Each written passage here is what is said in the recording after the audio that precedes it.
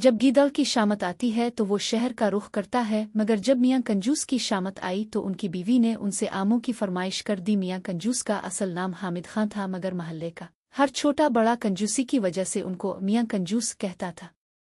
खैर, मियाँ कंजूस ने फरमाइश सुन तो ली, फिर बहुत हिम्मत करके अपने संदूक में से कुछ पैसे निकाले और बहुत शान से अपनी जेब में रखकर बाजार का रुख किया।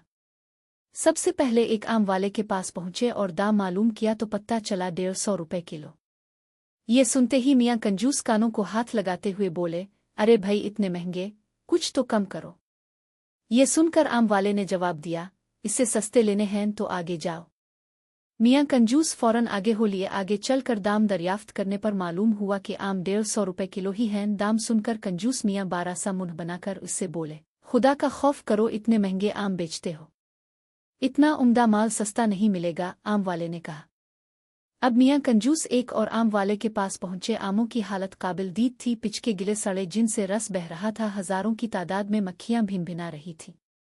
मियाँ कंजूस ने पूछा, भाई आम क्या किलो दिए हैं? आम वाले ने जवाब दिया, सबसे सस्ता लगाया है, सिर्फ इसी रुपए किलो। ओ मियाँ कंजूस गुस्से से झंझलाए और बोले, इतने खराब आम इसी रुपए किलो? आम वाले ने कहा, बाबूजी, इससे सस्ता आम कहीं नहीं मिलेगा। हाँ, आपको मुफ्त चाहिए तो वो सामने कुनवे पर आम का दरख्त लगा है, वहां से तोड़ लो।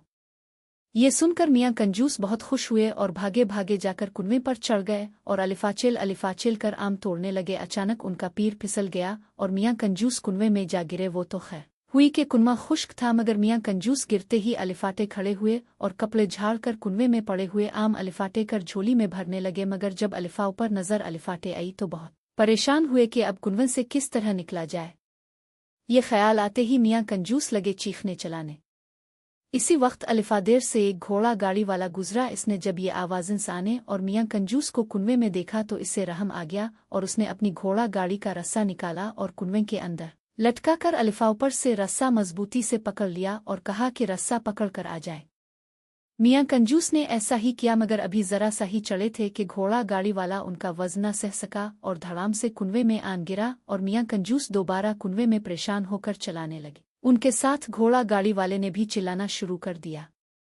अचानक इस आम के दरख्त का मालिक वहां पहुंच गया। इसने देखा और हैरान होकर पूछा कि तुम दोनों कुनवे में क्या कर रहे हो?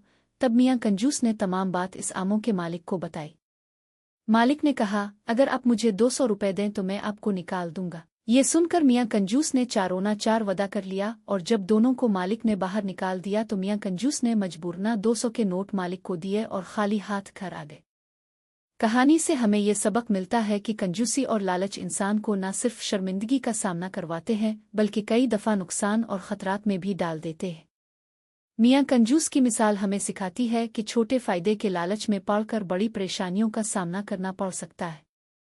अगर वो बाजार से मुनासिब दामों पर आम खरीद लेते तो न सिर्फ उन्हें इतनी मशक्क़त ना उठानी पड़ती बल्कि कुनवे में गिरने और 200 रुपए खोने का नुकसान भी ना होता। ये कहानी ये भी बताती है कि जब हम ज़रूरत से ज़्यादा बचत और कंजूसी करने की कोशिश करते हैं तो हमें आखिर में असल कीमत से ज़्यादा अदा करना पड़ता है। ज़िंदगी में फ़राख दिली और सब्र और कनात ही वो उसूल हैं जो सुकून और खुशहाली का सबब बनते हैं।